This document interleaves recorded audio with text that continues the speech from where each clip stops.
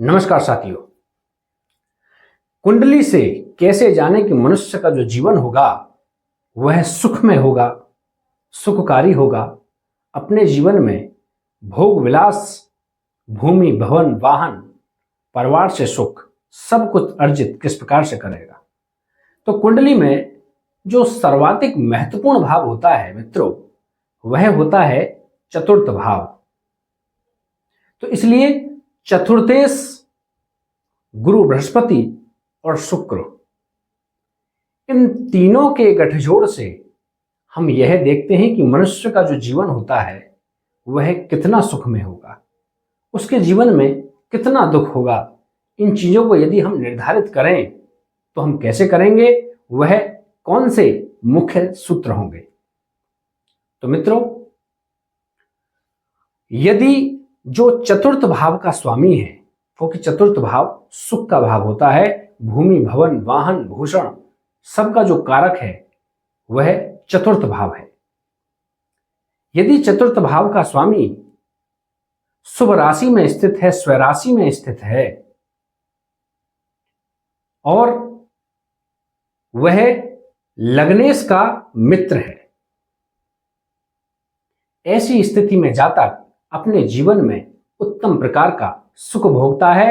उसके पास भूमि भवन वाहन और परिवार बहुत ही अच्छी स्थिति में होते हैं, हर प्रकार से उसका जीवन सुखमय ही होता है।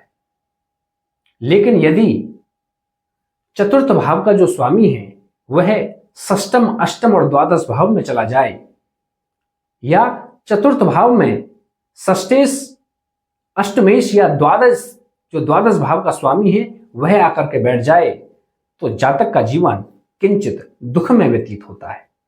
उसका संपूर्ण जो जीवन है वह जमीनों की खरीदने में बेचने में व्यतीत हो जाता है, संपत्तियों में उलझन भरी स्थितियों में उसका जीवन गुजरता है। इसलिए यदि जीवन को सुखकारी बनाना है तो हमें चतुर्थेश को बल अवश्य देना पड़ेगा।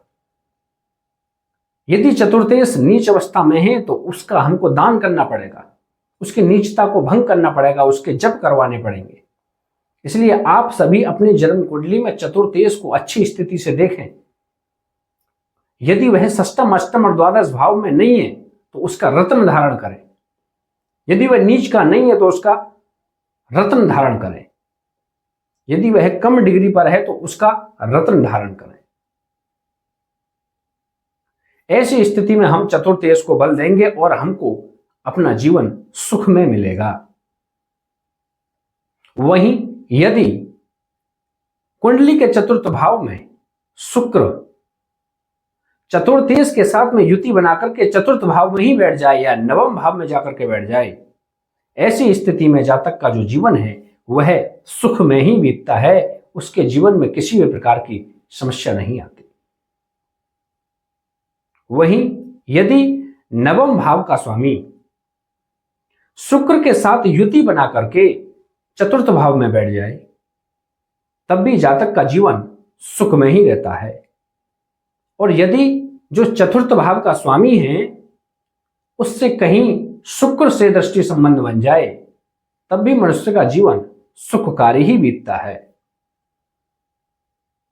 और यदि नवमेश शुक्र के साथ में षष्टम अष्टम और द्वादश भाव में विराजमान हो तो मनुष्य का जीवन कुछ ही समय के लिए सुखकारी होता है।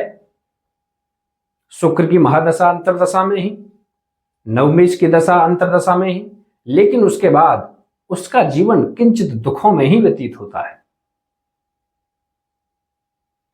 और एक और सूत्र है कि यदि चतुर्थेश जो चतुर्थ भाव का जो स्वामी है वह सूर्य से अस्त हो रहा हो और नीच का हो रहा हो और षष्टम अष्टम और द्वादशगत हो, ऐसी स्थिति में जातक हृदय का रोगी होता है।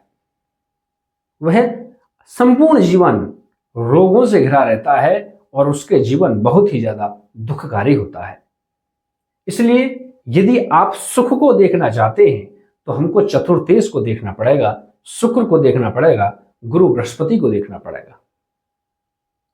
यदि गुरु बृहस्पति अच्छी स्थिति में है, शुक्र अच्छी स्थिति में है, शुक्र और जो चतुर्थेश है उससे अच्छा प्रकार से अंतर संबंध बना हुआ है, चाहे वो युति संबंध हो चाहे वो दृष्टि संबंध हो, तो जातक का जीवन बहुत ही ज्यादा सुखकारी होता है। आचार्यों का मत है कि कुंडली की जो आत्मा होती है, कुंडली का जो हृदय होता है, वह हमारा चतुर्थ भाव भी होता है। यदि चतुर्थ भाव मजबूत स्थिति में है तो जातक का जीवन धन रहित होते हुए भी सुखकारी होता है।